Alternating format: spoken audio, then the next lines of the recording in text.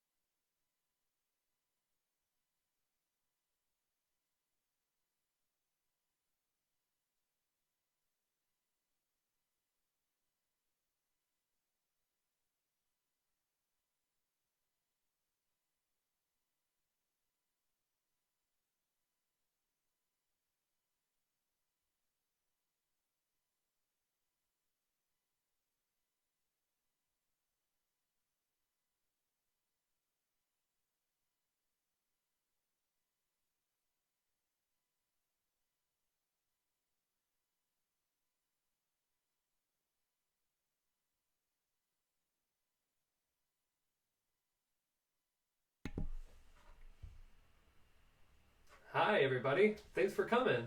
Hi, folks. So, thank you for coming to My Data After Death. My name is William McCully. My name is Nuala Gray, and this is our maiden voyage for a set of webinars that we're going to do on a very important topic. It is very crucial right now that we talk about my data and after death. Because as we continue on this journey of life, computers and data and everything else that is technology related just keeps adapting and conforming more and more as time goes on. And we realize in these difficult times that a lot of our business has been focused toward people who need assistance in technology. And we've come to realize that in these times there was a big gap in the help that people needed. And a lot of it was in afterlife planning as well as during life planning. And so we decided, this is the time. This is a great time for us all to talk about this, because the best part is when you do a webinar like this on such a topic, you actually have to practice what you preach and go through and take care of these things so that you can actually kind of attest to how to go about to do this for other people as well. So we have a lot of skills so far in helping out. Yeah, we've definitely, when we started bringing this up and researching this, we have learned a lot. Also, we've had a lot of feedback about how much this is needed. So first we're going to talk a little bit about computer stuff help. We are affordable, reliable tech services. We've been doing this work for a few years now, but we started the business officially about a year ago. My name is Nuala Gray, and I describe myself as a nerdy economist, meaning that I have deep DNA in tech, in computers, and all things nerdy, but also I love economics and also making businesses succeed. And I'm William McCully. I have a lot of experience in the IT field in being an IT systems administrator, but also being on the ground level of going into people's homes and providing care to individuals on a first name basis. We decided to start this company so that we could provide the affordable and reliable tech services care to people that might need it a lot more than others. And, there's also a lot of people that need this type of service. Anywhere from, people as young as 15, 14, even younger than that, all the way up to, retirement home age. So Will has helped a lot of folks, the elderly population, and part of the help of Computer Stuff Help is helping people who a lot of times are on the other side of the technological divide, or people who, for various reasons, find technology especially difficult, people with other languages, people who financially have not had it available in different countries sometimes, is work that we've done. So we help everyone, but we really do like to make sure that everyone is getting assistance to help move forward with technology. And so here you can see our information. So if you'd like to take advantage of our services, we've got our phone number here, as well as the email, info@computerstuffhelp.com. Our website is computerstuffhelp.com with a calendar event of upcoming webinars that we will be doing. And if you're one of our international customers, you can get a hold of us at the WhatsApp number there. Just remember the +1 country code. So one thing we want to be clear about is that this webinar is not legal advice, and this webinar is not financial advice. This presentation is for informational purposes only. And some of this is for legal advice. It's very important to have a barrister, solicitor, or a lawyer to help you on these things. And for financial advice, a CPA, an accountant are your professional go-tos. But the thing is that it's good to go to these people, kind of having a general idea, and even more specifically, what it is that you want. And additionally, to find that professional who's going to help you, the more you know, the more it's going to be what we like, which is financially viable to kind of already do a lot of the legwork and know what you want, and also find that good fit of the professional who's going to help you.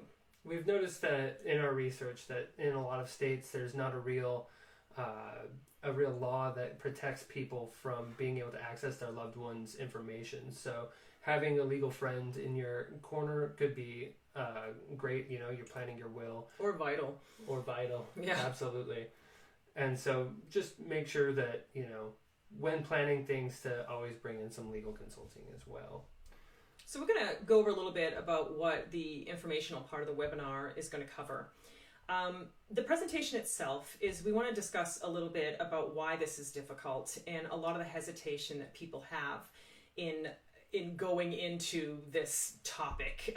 It's psychologically very difficult, and so many people already give us feedback saying, oh, I feel terribly guilty that I'm not on top of this. So we want to discuss that and know that we can take small steps to get into a better place so that you will make progress after this webinar.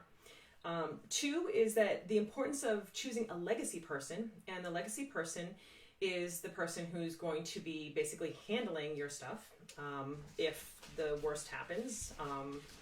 And 3rd is we're going to cover some social media. We can only cover this so much because these topics go very, very deep. So we're going to give you kind of an overall about that.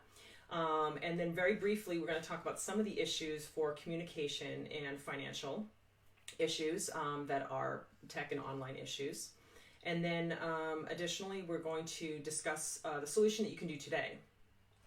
Password vaults, which are going to be a vital resource that you're going to be using currently and allowing your family to use in the future. So, and then we'll wrap up our webinar with our questions and answers portion. So now would be a good time to go ahead and, if you have any questions, write them in the comment section. And when we get to the very end, we'll be able to go ahead and answer those as many as we can in as much time as possible by the end. We've already received some questions already. Yeah, and it's wonderful. And some of them are quick questions. Some of them are more in depth. So, and if it's a question that we might not be able to answer fully or in depth, then we're going to be adding it to our list of resources that we can use to create different webinars, so that we can bring you the information that you truly, truly want and truly need.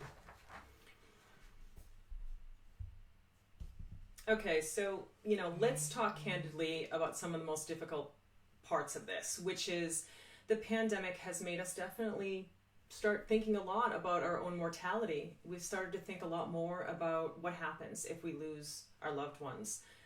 This has been a tragic, tragic time. And so we realized that we need to help people. And one of the things that we can do in this time is the things that empower us, which is things that we have control over, and things that we can make choices on. Our reliance on the internet and on technology has really grown now more than ever. We see that people that wouldn't typically use video streaming or different types of communication apps are making them as part of their vital resources. We have grandparents being able to only reach out to their families through video at this point. We have family members from different countries being able to come together for holidays over different types of social media. And so with these different types of passwords and usernames and services, we're finding that there's more and more usernames and passwords and login information and data of your own just streaming out into the open. And, you know, we already have a pandemic on our hands. What we don't need is a problem with our information being leaked out. Right. So, and also considering that a lot of government agencies are closed now, everything's over the internet. That includes medical records. It includes children's education. So, you know, we all know this. But there's two things that are happening. One is, what do we do in the future in terms of our legacy? And also, secondly, what are we doing now to make it that our life is more organized? And so our focus is definitely on making sure that, you know, our loved ones have a solid plan. We want to have, as you can see in the picture, we want to be that link that really like keeps us together, and we want to do it with love and compassion, because if we take the time to do these things now, then it's going to really make a change in the future for our loved ones. And right now, we're also going to be able to utilize these things, these types of services for ourselves. So we're basically giving love to ourselves, and we're giving love to our families. And it's true. In a lot of ways, I think one of the key things to think about before we go on to the next section is if your life in certain areas is very disorganized, then it's going to be very, very difficult for the people after us to take care and organize what is in a disorganized state right now.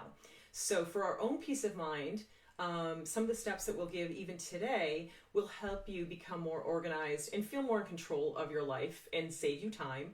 That it will also make it that whatever decisions you make will be easier to be implemented by your legacy person.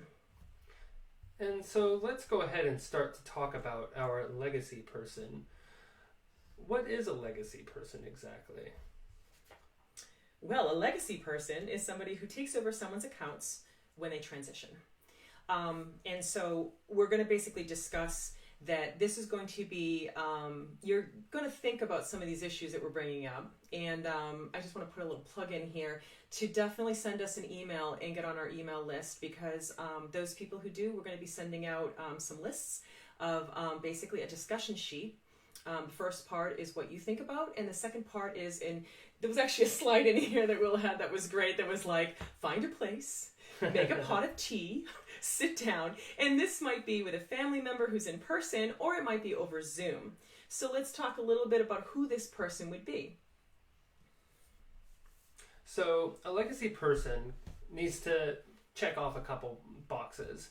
They don't need to check off all the boxes, but having these things in mind helps you to consider who you want to bring in as somebody that is your confidant, somebody that you trust, and somebody that is ultimately going to be there to help the transition, whether it be somebody on the outside that is not a family member that can assist a family who is grieving, or a family member who is able to is more able to take care of accounts and checks and balances on these things. So one of the things that I find is most important in finding a legacy person is sometimes somebody that's in a different household. I find that I am with my significant other all the time. And so what if something were to happen to us both? And, if they are my legacy person, then it kind of hits this feedback loop, especially if I'm their legacy person. It kind of just does this huge loop and can kind of get things messy. So trying to find somebody that, for me, is on the outside of my immediate family makes it so that there is a better chance that things will be handled. Now, I would also recommend saying, in the event that my significant other is not with me when I die and continues to live, I would definitely have a clause in there with my legacy person to be allowed to have them be the legacy person. And something to remember is that sometimes that legacy person might be a professional. And so that person might be a family lawyer, or that person might be an accountant, or that person might even be, for certain things, you can specialize, maybe a banker. But I think one of the most important things of this is there's somebody who truly gets you. They understand where you're coming from, and they would be able to make decisions in your stead. We have a joke, and I know this is very culturally specific, but there's a show called Brooklyn Nine-Nine, and there's a character in it called Amy, and a lot of times we refer to being an Amy. And so this whole thing about good at the paperwork stuff, you know who I'm talking about. It's somebody who likes to buy binders and has color-coded file cabinets, and they actually have a file cabinet. They have, highlighters of different colors. You know that person. You know who you are, and too. if you can find that person who also gets you, and also they tend to be somebody who has follow-through. So if you can find an Amy, which is based on this show, then you've found somebody who could possibly be the person who's good at this sort of thing. And so let's start to talk about the different social media accounts that we have. Social media is a big part of everybody's life. At this current juncture, it's one of the most key things in being able to communicate with the ones that you love. And so we wanted to take a quick moment to kind of look at the different social media platforms and give you the options of what to expect when getting ready for setting up for data after death. So for Facebook, there is option for setting it for automatic deletion. All of these can be found in the settings, and we will go through these more in depth in another webinar so that we can become more specific with how to do these things. And you can also... I think one point that we just need to put forward about setting for automatic deletion is sometimes Facebook and other social media is what basically informs people if someone has passed. So this is something to go into further detail at a later time that you would discuss with your legacy person about at what stage would this be deleted. Maybe for you would be right away, and there'd be a different time to inform people.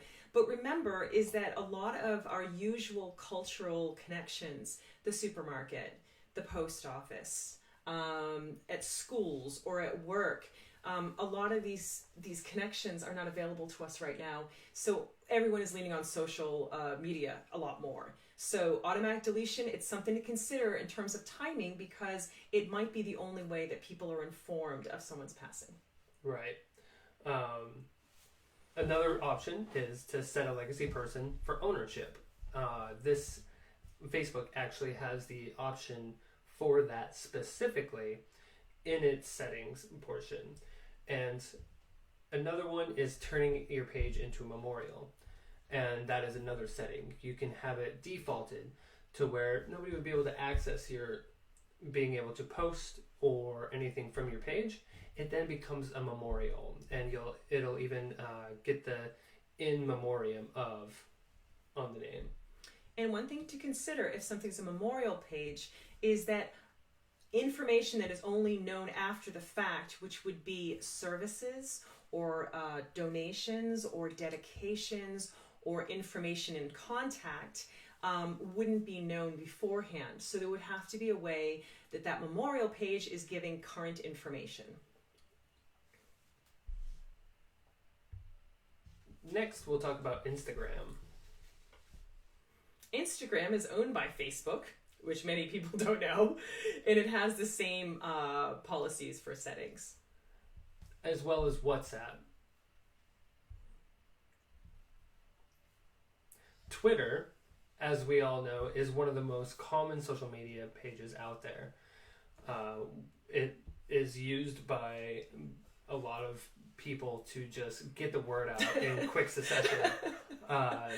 It's a lot of ways that people, they don't want to do Facebook for whatever reason, so they boycott Facebook, Instagram, and people go to Twitter, where it's a lot more microburst ideas and comments and whatnot. So this is a way that a lot of people would use to get the word out of the untimely death of, or the death of one of their loved ones. And so with Twitter, you have 3 different options. Your account can delete after 6 months of inactivity. But also, as we were going to talk about legacy person, you can leave that legacy person with login information and instructions about what to do with the account. And of course, after the conversation with the legacy person, things need to be written down. It's, at the time, it can seem very clear, but once again, we're going to point to a stage with your legacy person that you need to have something written. And it's basically to give a general idea of what to do specifically, but also overall for the unexpected, kind of which direction to lean in. The other thing is to delete the account before death, if the death is expected. And finally, in our social media portion, we have an app that I have seen several people use in the past, and that is Nextdoor. And Nextdoor is really big in a couple of different countries. I've seen it used in a couple places in the EU as well as in the United States. Nextdoor is based on locations only, and so it's literally like your neighborhood. And so this platform is a little bit more bare bones, as I like to say, where it doesn't have a lot of bells and whistles like Facebook or Instagram does. So there's not a lot of customization you can do for it. But it is local, and a lot of our clients who are older folks find Nextdoor is one of their favorite social platforms. And it is, in a lot of ways, a very direct substitution for being in the community. And with Nextdoor, with it being so bare bones, it only has the option to have your account deleted or temporarily suspended. So that would be something that you would definitely want to add to your legacy contact and discuss with them, hey, this is another one that I would like to be looked at. So this next category Here comes the economist. This section is so dense that once again there's a lot of hand waving that's going to happen with this, because this is definitely going to be stuff that we're going to cover later on in later webinars, because these go so deep. And in a way, I'm listing these just so you start thinking for yourself and your family and start the conversation with your legacy person, because this stuff is going to include banking, email, that is all your pop accounts, Gmail, Yahoo, or whatever else people are on AOL. There's actually people who are still on AOL. A lot of our clients are. And also cloud storage. And some cloud storage happens automatically that people don't even know about. And that is photos. It is documents. It's backed up emails. Then there's this other category called digital assets, which are things that are seen obvious, like photos or photos of artworks that you've done, as well as writings. But then there's other things too, like if you own any web domains, if there is copyrighted material that is associated with you. There's also other things to consider, like, for example, if you are part of, say, shopping clubs or digital subscriptions, or say travel points. All of these would come under digital assets. Devices are technology that you need to figure out where they're going. These are physical devices like phones and iPads and even little thumb drives and stuff like that. These need to be considered. Where are they going to go? who has access to them. And then this real sticky wicket of medical records. It's another one, which your information is online, and this is a very complex topic that we would like to cover later. So three of the reasons why this is even more complicated is because, one, it's a moving target. A lot of the stuff that's happening in policies and in legislation is happening like every week. And for some of them, it's the Wild West. There's actually no legislation that dictates, say, Google and email. All of it for them seems to be pretty much is just corporate policy. And also these policies vary widely. And of course, they're very, very difficult to find because sometimes they're not listed on their websites, or it's 30 pages of legalese. So what we want to do is, in discussing these in the future, we are very focused toward pragmatic, practical, doable. And once again, we ask that people sign up so we can keep you informed, and also send you information as things happen.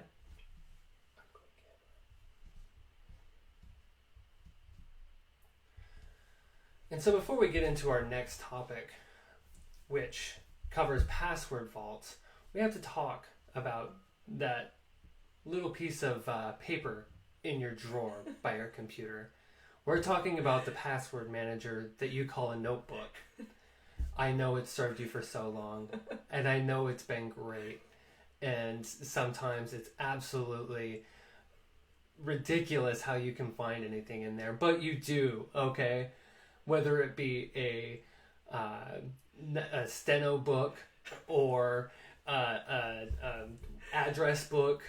He's being sarcastic. I hope everyone understands this, because this is a horrible, horrible idea. But both of us have been network administrators, and there's an ongoing joke about how easy it is, looking in the drawer. Sometimes I've seen things written on walls on the side of desks. The Post-it note is very, very famous. The Post-it note on your screen. And then there's an additional situation that there's been, first of all, it's good to know that your net admin has access to all your stuff anyway. I hate to shock people on that, but it's true. But one of my favorite activities to do would be to sit down, put in their username, and put in their pet name, their pet's name, their kids' names, their favorite sports team, and then have it just open right up.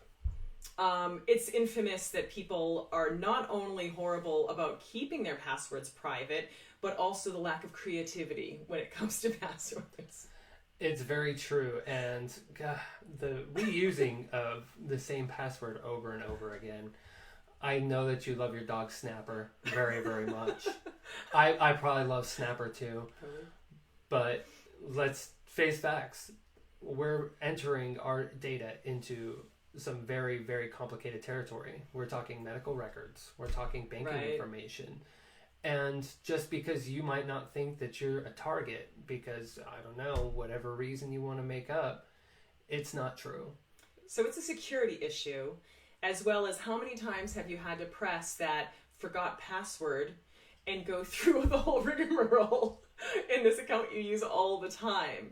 So this is what we're talking about, is if we're doing, if we're basically approaching the issue of data after death, what's even better is before death, if we have it that your life is far more organized. And that makes it that you will be able to give simple instructions of how your legacy person will be able to access your accounts and information. So let's get into our next topic of password vaults. So what is a password vault? A password vault is used to store all your usernames and passwords. That's the simple answer. But the more complex answer is it can actually save pretty much anything. So just think of, numbers of your driver's license or other commonly used numbers, passport numbers or whatever. These can also be stored in the same place. So what's great is that basically it makes it that securely you can have your usernames and passwords very secure, but also you can put additional information in there too. I like to keep, extra copies of basically everything, medical cards, in different types of locations. I have a client who has taken their entire novel and put it into the notes section because they worry about different copies that they have on their computer becoming corrupt or accidentally being deleted. So they have, a 300-page book in the notes section as kind of a backup. And it's not a bad idea, because you can have problems in the physical world, meaning say there's a fire or a theft. And you can also have problems in the digital world. We'd like to think that the digital world is all backed up, but it might be something as simple that you don't pay for your storage, or you do not access the account for a while. So having important documents, including one's novel, in multiple locations is a very good idea. And these are really great when you're loading them to like your mobile devices and everything as well, because you can keep your credit card information in these password managers, and it's going to take a second level of protection in order to fill in these credit card numbers. And it would probably use, for most devices would be a thumbprint or a fingerprint in order to get into the vault. So we're going to give some examples of some password vaults, and a lot of these have advantages and disadvantages, each of them. And if these are not good choices for you, we can also help you research ones about whether they have longevity, safety, legitimacy, and also we try to be price conscious about all such solutions.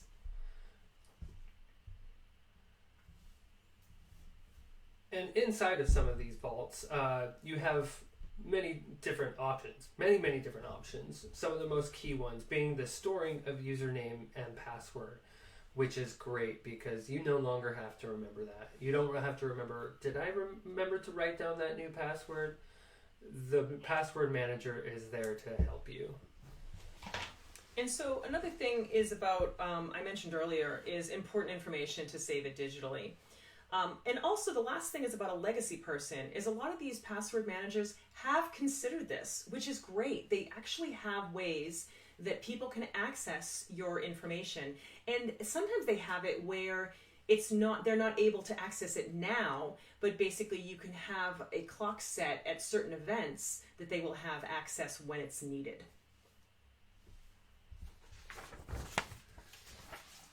And so you're going to ask yourself, where do I even start? Where do I even start to take care of all these things? Where do I start with the password vault? What types of documents am I going to need to take care of? Where do I start? Nuala, where do I start? Yeah. So these topics that we brought up, and we can anyone can send us an email and we'll send you continued notes about this, is to start the conversation. And that's to start thinking about how to organize your everyday life and who will be your legacy person. And have a nice sit down and both of you talk about this. Maybe it's three people in a family, that there's transparency. And it just makes things so much easier. And even though it's a very difficult conversation, sometimes to start, I promise that it will make things easier to at least start the discussion. Now, for some people, this is very challenging to do on their own, and that's what we're here for. We try to make it that our advice is basically not just fixing things for you, but instead our emphasis is on empowerment. We want it to be that you feel like you can make the decisions and that you have power to improve this step by step. You're going to be in a better place now, but also for your friends and family if it comes to the situation that they need to deal with mourning and need to deal with your online digital presence.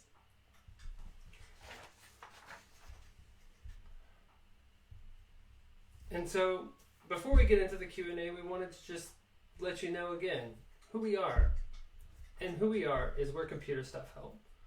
We are affordable tech support for reliable services. We are here to help you. And I'm Nuala Gray. This is Nuala Gray. And this is William McCulley. And so if you send an email to info@computerstuffhelp.com or just go directly to our website, computerstuff.com, I would definitely recommend that you email us. And so we can get you on our email list, which basically starts listing off topics of discussion and how to find your legacy person, as well as information about password managers to make life better now as well as later. once again, we wanted to let everybody know that this is not legal advice. It is strictly for the informational purposes, and this is not financial advice. It is informational purposes only. We wanted to share the information that we have found ourselves in what works and what does not work when it comes to trying to prepare for day after death. How to get everything Not ready. a lawyer, not an accountant. Not a lawyer. A wonky nerd and a nerdy economist. It's true. It's very true. So now I think we're on to question and answer period. Here is some of our information, and we're going to go ahead and leave this in the bottom of the screen so you have time to go ahead and collect the information to reach out to us today to start scheduling your appointment. So yes, hello everyone. We are going to indeed move on to... I had a question that was given to me earlier. Oh, great. Which was, it was along these lines. They said, we were discussing what we talked about in this webinar, and they said, my family's flaky, my friends are flaky, nobody can handle this stuff. And they said they could barely. So this is when you turn to professional help. However, remember, is you don't want to walk in without doing research on this first. Get informed, get empowered, because when you first talk to a professional, you want to sort of get that, I'm going to use the word vibe. You're going to get the vibe that they get you, they understand you, they know where you're coming from, and that you have specific practical ways that you would like this situation to go, and that they're able to give that to you in a lot of period of time and get results. And so if you go into that appointment without educating yourself, unfortunately, you might not get what you want, and it will probably be very expensive.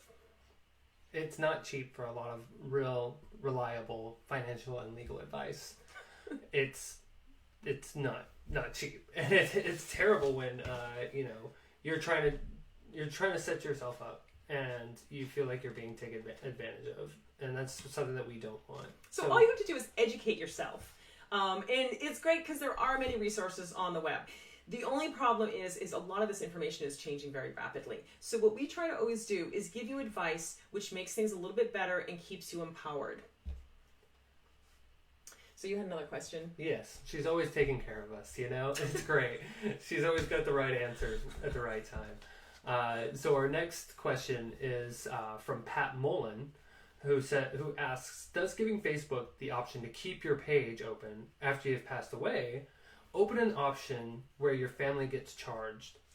And so I would see this as a very good question, and it's something to be concerned about. You don't want to leave your page open if there's a chance that Facebook is going to try and monetize it by charging your family or charging whoever is set to be in charge of your Facebook page. And the simple answer to that at this current stage is no. Facebook does not charge for keeping your page open or for making it a memorial page. Facebook has always been free when it comes to having a social media profile, and if you're not paying for bells and whistles, I would say that it should remain free. However, I would have that conversation with your there was another word they used a digital advocate. Yeah, there was actually, I came across about 5 different names for this. It depends. We're keeping it simple by keeping it to one, but a lot of times they're talking about the same role, and it sort of depends on whether it's financial or health, or because sometimes it's proxy, or it kind of depends. And this was another question that I had gotten earlier, which was, how is this related to a will? And the truth is you need to get a will, and we will discuss some different options. A lot of times it depends on how complicated your finances are. Some people can get away with a very simple will. There's lots more online resources than there was even 5 years ago. There's certain possibilities of getting things legal that weren't available even a few years ago. So you do need to get a will, but part of it would be is that keeping this documentation in one space under wherever you're keeping all your information, that's going to be one of the documents that you have. Absolutely. And your advocate will know where it is, how they can get a hold of it. Mm-hmm. Yeah. We have another question here. This one is from Robert Berger. I'm sorry, that's Bob Berger. He asks, any recommended digital dead person switches? Are there such services that will close, delete your online presence in the event of your disappearance or failing to update a service? Oh, wow. Which is something to be said. You know, Nuala has a startup idea of the day, and I think you just created the startup idea of the day. So what I believe Bob is saying, right, is sometimes if you don't check in on something, then it automatically cancels. So if you go 6 months with a delivery service, and at the end of the 6 months you don't agree to the new terms, then they just automatically stop your service at that point. So what this would mean is if you don't post or like something or I don't know, share a funny video. I just think this is an amazing thing that I have not considered, and now I'm so curious to research this. And this brings back in the same line that this is said.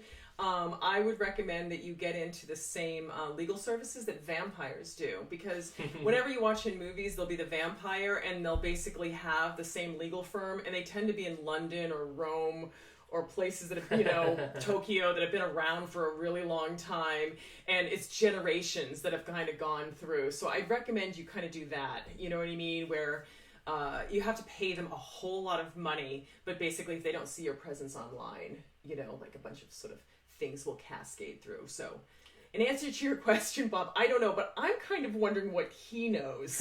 I have a sneaking suspicion that he knows some of the answers. This does take us back to Twitter, because Twitter does have that, where Twitter will delete your inactive account after 6 months. So that is technically a dead switch, if you would, meaning, if you're not active using your profile for 6 months, Twitter will delete it. I have not heard this for other services. Then there's the opposite that I know of, which is in Google.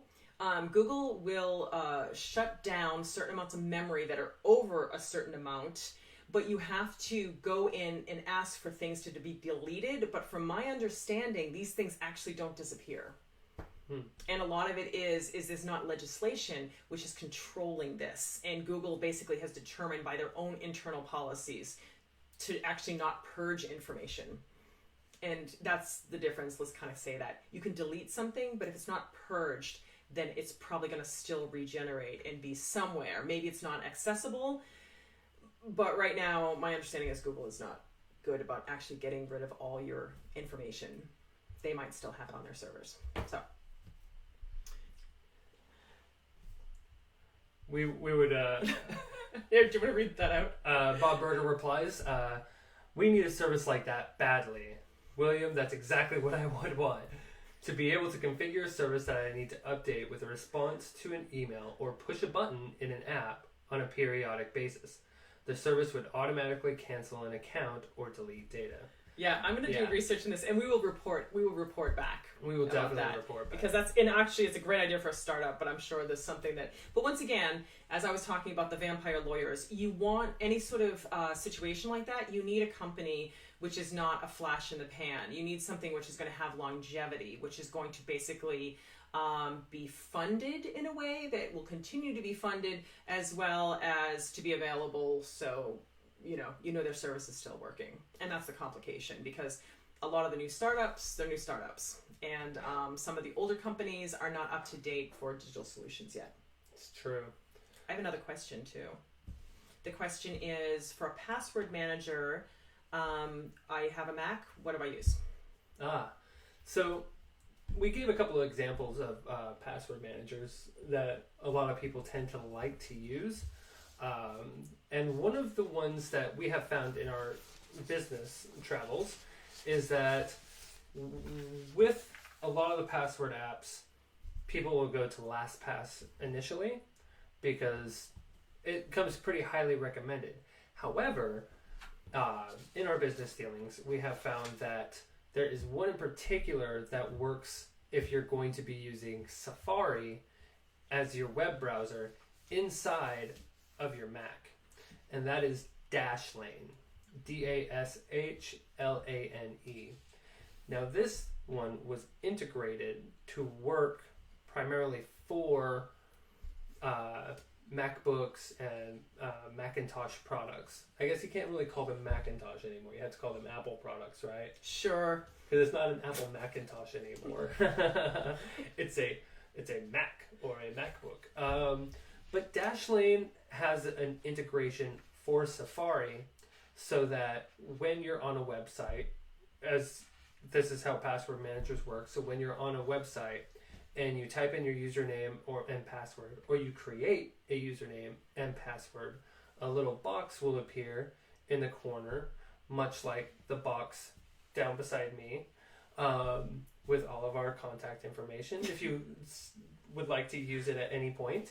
And it will ask you to save the username and password for that website. And it will typically also have the option for giving you a way to generate a very secure password. So you don't even have to think about the password. But when you have different apps like LastPass or OnePass, it does not integrate with Mac and with Safari as well as Dashlane would. Let's see. I've got a question over here. So this person is saying they have a Facebook, but they don't have an iPhone. Well, first of all, you don't need an iPhone for everything. I just want to be clear with that. But they say that they use their landline primarily to get in touch with people. And would a landline be compromised? Landlines are not typically taken over by scammers and everything like that. However, when it comes to, a lot of this, protecting yourself in the digital world and everything, one thing that will not happen is Microsoft, Google, Apple, the IRS, a lot of these people, foreign princes from foreign princes from Nigeria, they will not contact you for anything. They want, if you're using their computers, they don't care about anything else beyond that. So your landline telephone will not be hacked, but they still try to use it to scam people into, getting into their computers. You should never let somebody into your computer unless you can Google them and find a picture of them. So and more so, right? Oh man. So this is So this definitely gets into ways that you need to be careful. And Will previously did a great webinar talking a lot about security, and it's something that we will talk about more in the future. Which actually brings up another question that somebody gave, which was they sort of understood very well your sort of mocking thing about what is bad password. So we're going to talk a little bit about what is good password and how to have the best password with almost no effort. Do you want me to start? He's good at talking about the bad password. Anyway, so a lot of times you don't want to do recognizable words. Now here's the irony, is that if you do a full sentence, that's actually harder to find than a very short gobbledygook type sentence. I mean, not sentence, word. So if you have 5 letters and it's just in a row, that's not as good as just doing this run-on sentence. And if you include a number or a punctuation, not if. Not you if. You do. Sure.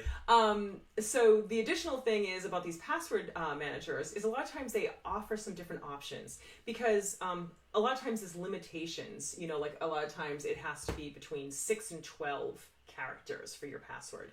So a lot of these password managers will allow, say, a slide to have it be basically you want to do the maximum amount, and sometimes it'll be nonsense. But sometimes, if need be, they'll make it actually pronounceable, but not real words, which is also a very good way to go. It's really quite excellent. I must talk about myself for a moment. I am ridiculous when it comes to passwords because I have been spoiled by password managers at this point. So one of my passwords is about 48 characters long, and it's uppercase, lowercase, numbers, punctuation, different types of characters, and there's different places that you can go to actually test how strong a password is. I'm not going to put my password into this random website, so I do something that's similar to it. And most of the passwords that I generate would take them about 100 billion years to crack. And is it safe then? Is it foolproof? No. But darn it, it's a lot better than everything else. It's better than love123. So what's great is that,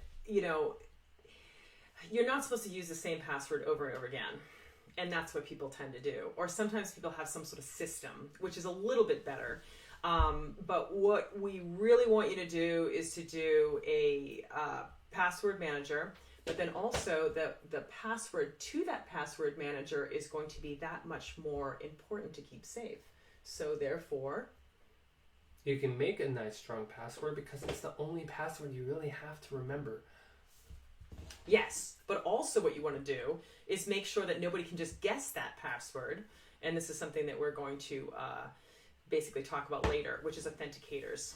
And so an authenticator is something when you put in that really, really important password, which is long, contains a lot of different characters, it's wonderful, but then there's also an authenticator that makes sure that, it's you.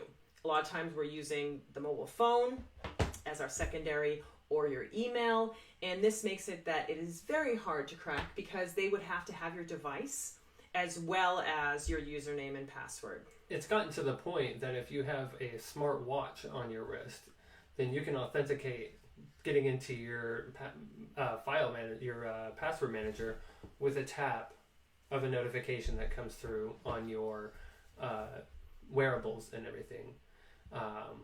And he's telling a sad. Would you like to tell your sad tale? No, I'm not going to tell the sad tale of my wearable device. But I think that we're going to have to water. We're going to have to do a whole webinar on wearables and why they are so great, not only for recreational use, but for our health. I'm really not going to get into it because I could talk for probably another hour, and you would all just have to sit here and stare at me while I talk about different types of watches and the future of what we would consider digital health.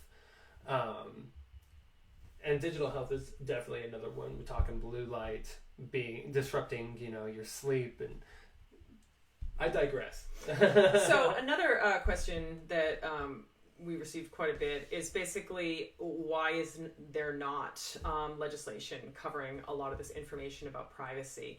And it's a very good point. And I think that this is one of the perfect times to basically contact your representatives and say that, and we'll probably do some sort of links to this also, that there needs to be legislation so that policies on your information are based on legislation rather than arbitrarily on certain policies of certain unnamed large companies.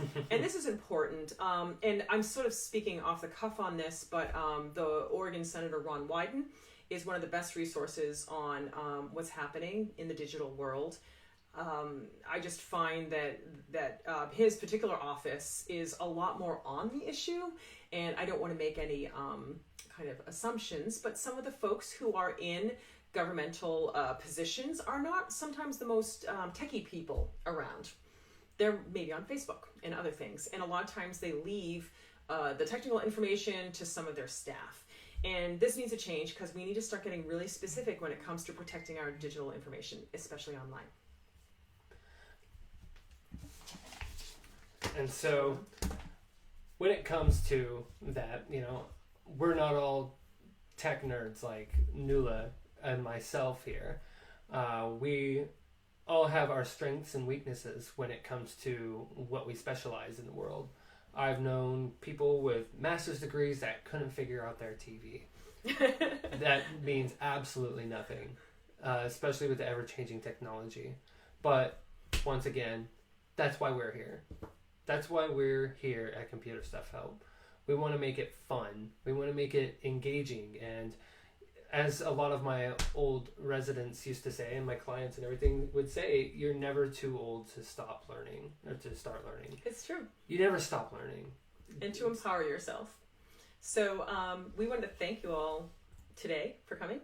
I think we covered all the questions that we've gotten so far. Yeah, we've covered all the questions. I think some people are sending us emails too, which I think that sort of indicates they might not want to be public about it, or maybe would. it would take some longer time. So we want to thank people for, and we want to encourage you to send an email. I can send you some more information about topics to be covered, and your legacy person, and more information to kind of start the ball rolling on this.